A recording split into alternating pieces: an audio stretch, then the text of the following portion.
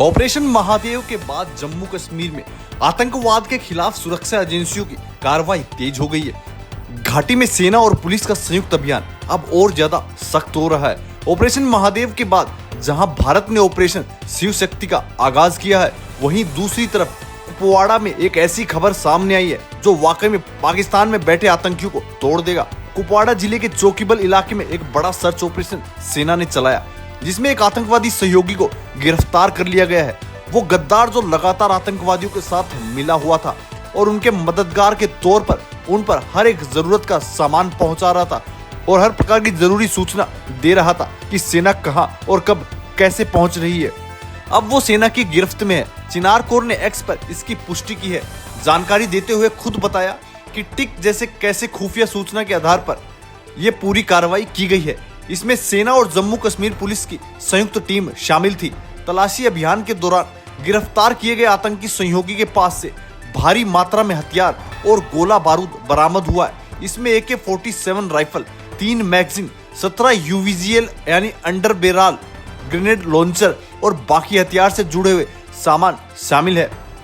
यह बरामदगी न केवल घाटी की बढ़ती आतंकी गतिविधियों के बारे में बता रही है, साथ ही साथ ये भी बता रही है कि किस तरीके से भारतीय सेना की नकेल इन पर कसी हुई है। सेना और पुलिस की यह कार्रवाई एक मजबूत संदेश देती है कि जम्मू कश्मीर में आतंकवाद के लिए अब कोई भी जगह नहीं बची है।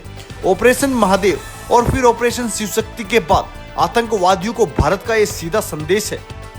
इससे पहले ऑपरेशन महादेव के तहत सेना की रणनीति साफ थी कि आतंकवाद के खिलाफ सीधी प्रतिक्रिया होगी।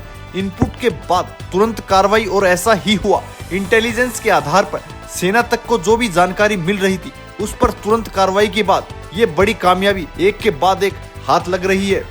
कुपवाड़ा जैसे संवेदनशील सीमावर्ती जिलों में लगातार तलाशी अभियान जोरों पर है।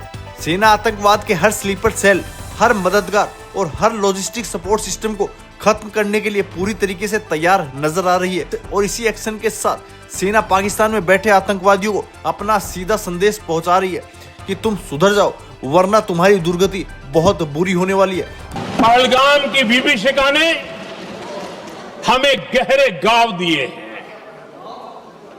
उसने देश को झकझोर दिया है।